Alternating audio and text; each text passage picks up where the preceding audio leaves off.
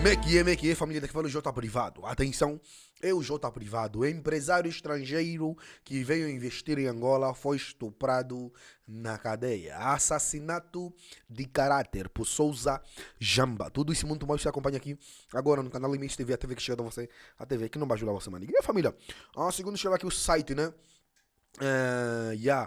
Lilo Pasta News, é isto mesmo. Empresário estrangeiro que veio investir em Angola foi estuprado na cadeia, né, família?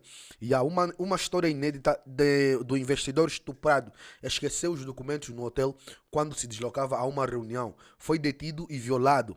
Vinha em Angola abrir empresas. Hoje jura nunca mais voltar para esse mesmo país. Epa. É lamentável, mano. E a família? É lamentável. Vamos lá ver aqui a matéria completa. Ok, let's seguir. Esta não é uma história de ficção. É um caso baseado em factos que marcaram para sempre, da forma mais dramática, a vida de um empresário estrangeiro que passou por Luanda. Pormenores, como o nome e a sua nacionalidade, só não são revelados porque o próprio assim o quis. Vamos à narração. Há pouco mais de 2 anos, um investidor estrangeiro, a convite de amigos instalados em Angola, decide desembarcar em Luanda. O propósito da viagem era, claro, prospectar oportunidades de negócios no país. Com centenas de milhões de dólares de património próprio e vários investimentos no seu país, não se trata de um investidor qualquer. Alguns dos amigos que encontrou na capital angolana confirmam que se trata de um empresário com capacidade para concretizar investimentos colossais.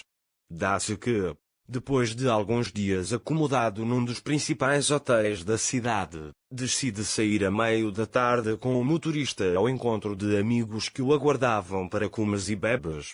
Meia hora depois de deixar o hotel, a viatura é interpela por agentes da polícia. E, como os vidros da viatura eram claros, é rapidamente identificado como estrangeiro e, consequentemente, abordado. Pedem-lhe os documentos e, nesse preciso momento, apercebe-se que os tinha deixado no hotel. Não leva consigo o passaporte e, por causa da barreira linguística, não consegue explicar-se, não há comunicação. Apercebendo-se da aflição do seu passageiro, o motorista intervém, apelando aos agentes que se dirigissem ao hotel para que o empresário tivesse a oportunidade de provar que estava legal em Luanda.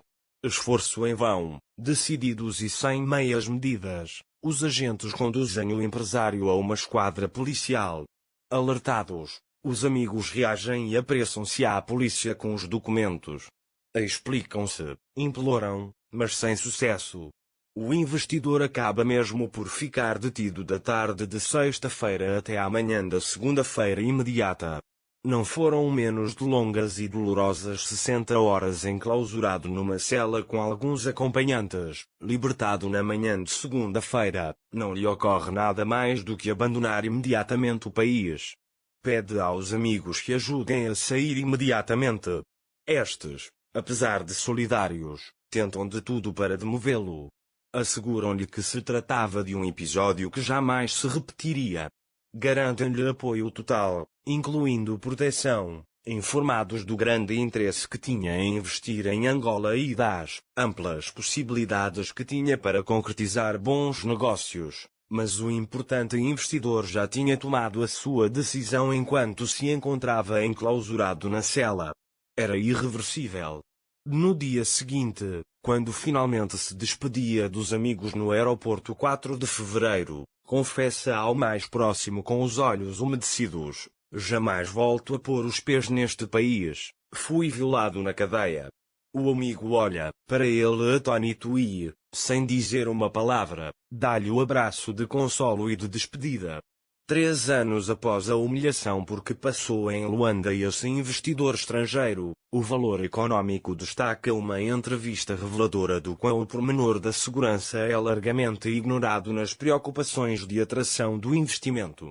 E tudo isso pode ser, resumidamente, extrapolado das declarações cirúrgicas do entrevistado. Investidores estrangeiros de certos países têm mais medo dos fiscais e da polícia do que de bandidos. editorial do jornal Valor Econômico. Agora, o Lilo Pastanejo anda acrescenta aqui por intermédio de Souza Chamba. É isto mesmo. Assassinato de caráter. Fonte, né?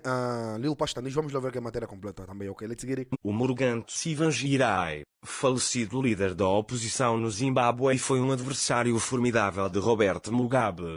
A um certo momento, em 2000, Mugabe optou por uma tática velha para enfrentar o seu adversário, o assassino do seu caráter.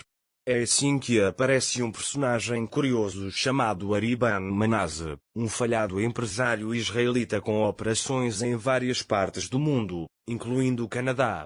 Em 2002, Manasseh surgiu como testemunha principal no julgamento em que Tsivangirai era acusado de ter tentado assassinar o presidente Mugabe.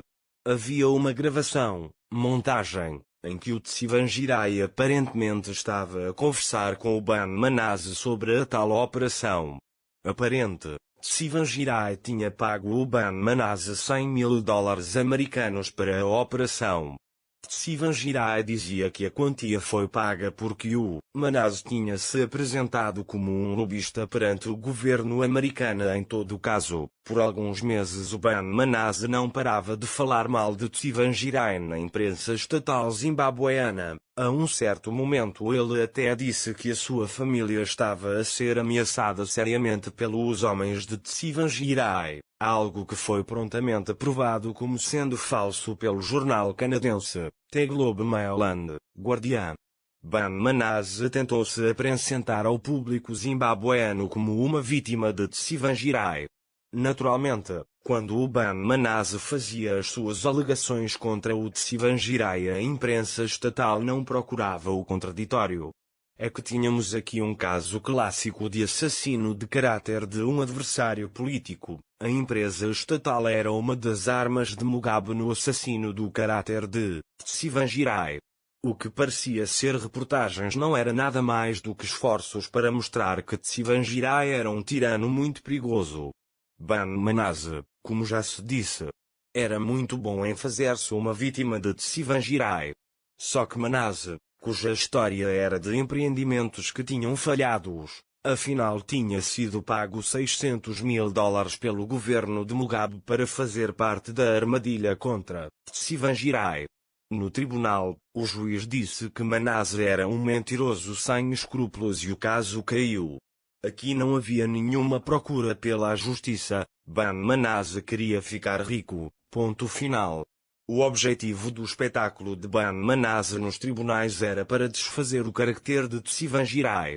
Mas a demolição do caráter de alguém é um projeto político que, quando perde o seu valor, pode até ser interrompido abruptamente. De 2009 a 2013, houve um governo de coligação no Zimbábue onde Tsivangirai foi primeiro-ministro. Mugabe tinha perdido as eleições, mas não estava pronto a deixar o poder.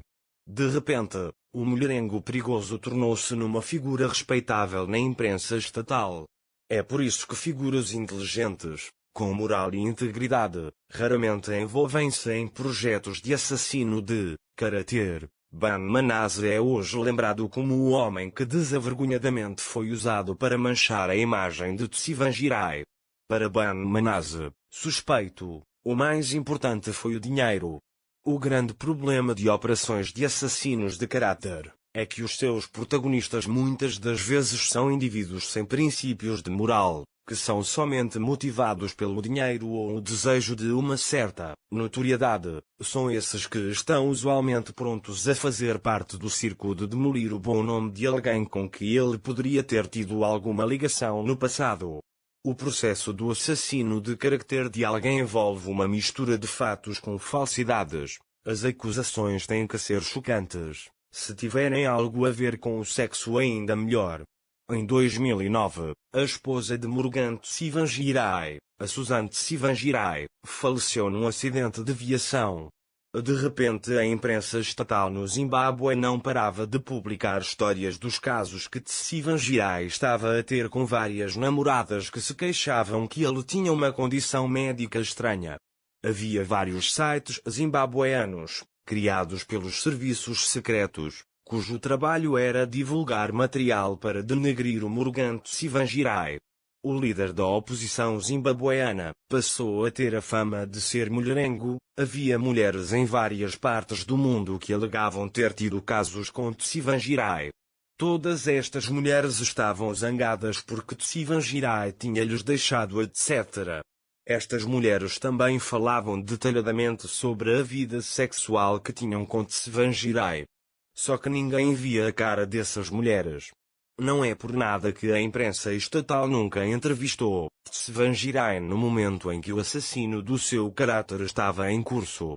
O que havia, por exemplo, era figuras do órgão feminino do ZANU-PF, partido no poder, criticar severamente o Tsvangirai por não ter moral na base de rumores que circulavam nas redes sociais. Sim, havia senhoras da ZANU-PF, completamente indignadas, porque Tsvangirai tinha tido mais um bebê com uma menor que ninguém tinha visto. Em 2009, quando Tsvangirai foi primeiro-ministro, algumas destas senhoras pediram-lhe desculpas pelos ataques que tinham sido baseados em rumores que faziam parte do projeto de manchar o seu caráter. Os projetos de assassino de caráter não são nada fácil. Eles dependem muito do controle de narrativas, é por isso que quem tem o acesso aos microfones para fazer os ataques é bem controlado. Uma tática, por exemplo, é fazer ataques ao líder falecido de uma organização. O objetivo é dar a entender que há uma falha profunda em apoiantes que pertencem a uma organização com líder que em vida teve muitos defeitos, etc. Só que as operações do assassino de caráter de uma figura muitas das vezes correm o risco de terem um efeito bumerangue. No caso de Tsvangirai, o Ban Manaze era uma figura tão execrável, motivada somente pelo dinheiro, que muitos começaram a identificar-se com o líder da oposição. Durante o julgamento de Tsvangirai, havia a possibilidade de ele nunca participar na política se fosse condenado. Muitos viram o Ban Manaze como figura que estava a ser usada para subverter a democracia no Zimbábue. A um certo momento, até o próprio governo de Mugabe quis desfazer-se do Ban Manaze. Ele estava a cheirar muito. E a com a família dos Santos, a família destes gatunos todos que andaram a rebanhar no público continua. Os nossos contactos para parceria, divulgação e denúncia estão na descrição dos nossos vídeos, que a sua opinião que é muito importante. Eu tomo dia, até o próximo vídeo, MSTV. A TV que chega até você, a TV que não vai ajular você, maniga.